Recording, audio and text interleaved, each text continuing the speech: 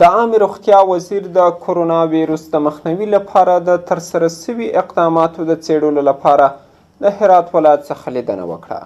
ډاکټر فیروز الدین فیروز په هرات کې د کرونا ویروس د خپرېدو د مخنیوي په خاطر د ساري ناروغۍ د درملنې څانګې یا د جلا کولو څانګه تجهیز کولو باندې ټینګار وکړ. د یادونې وړ ده چې د عامې روغتیا وزیر هرات ته د خپل سفر پر مهال په دغه ولایت کې د سرطان د کنټرول ملي مرکز هم پرانیست. د افغانستان د عامې روغتیا وزیر ډاکټر فیروز الدین فیروز د دوشنبې په ورځ په هرات ولایت کې د کرونا ویروس لپاره د ترسره شویو هڅو د بیاکتنې او د سرطان د ملي کنټرول مرکز د پرانیستلو لپاره هرات ولایت ته سفر وکړ. د عامې روغتیا وزیر د کرونا ویروس خطرناک وباله او زیاته کړه چې په ټوله هیواد په ځانګړې توګه په هرات کې د دې ناروغۍ د کنټرول او مخنیوي لپاره جدي اقدامات شوي دي او زیاته کړه چې د عامې روغتیا وزارت د بهرنیو بنسټونو د مرستو په لا جذبولو سره غواړي د ساري خطرناک ناروغیو په ځانګړي ډول کرونا لپاره د درملنې اړین مرکزونه چمتو کړي.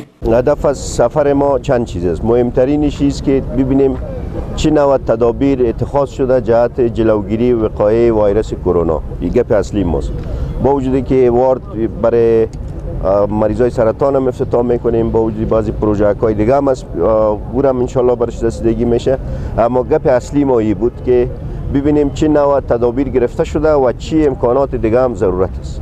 فعلا الحمدلله در حدود 30-33 بستر آماده شده، اما ضرورت به این داره که تجهیزات دیگه هم ما برشان کمک بکنیم. تجهیزات برشان خریده شده، ان شاء الله در راه است تا بتونیم یک 30 بستر واقعیت تجدید یک واردی که بتونه به مریض کرونا با ویروس رسیدگی شود. ډاکټر فیروز الدین فیروز زیاته کړه چې افغان حکومت په هیواد کې د کرونا ویروس مخنیوي هڅو لپاره له 2 میلیونه ډالر ډیر بودجه مصرف کړي او په خبره د روغتیا وزارت په دې پسې دی چې په دې برخه کې 4 میلیونه بهرنۍ مرسته هم جذب کړي.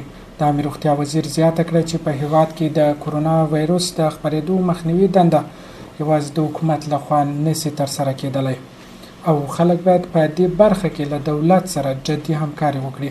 مردم اگر همکاری نکنه به هیچ نوع امکانات و تجهیزات جلوگیری نمیشه. به خاطر امکانات مثلا همکاری چیست؟ همکاری است وقتی یک هموطن ما از چین میایم ما برش میگیم حداقل در ظرف 14 روز خود یک جای گوشه نگاه کن، حداقل با کسی روبوسی نکن، دست نته. متاسفانه که میبینیم اقتداری را مراعات نمیکنه. اینی فرهنگ باید ما حاکم بسازیم و این فرهنگ باید غنی بسازیم. د هیواد د لوړپوړي روغتیايي چارواکي په هرات کې د سرطان کنټرول ملي پروګرام مرکز هم پرانیستی او ویل د دې مرکز په پرانیستلو سره په هرات ولایت کې سرطاني ناروغانو ته لومړني خدمات وړاندې شي. سرطان خو فعلا یک واردی در حدود 10 بستر با هزینه 6 میلیون افغانی فعلا افتتاح شده، باز میشه، افتتاح میشه و در خدمت هموطنان ما قرار میگیره.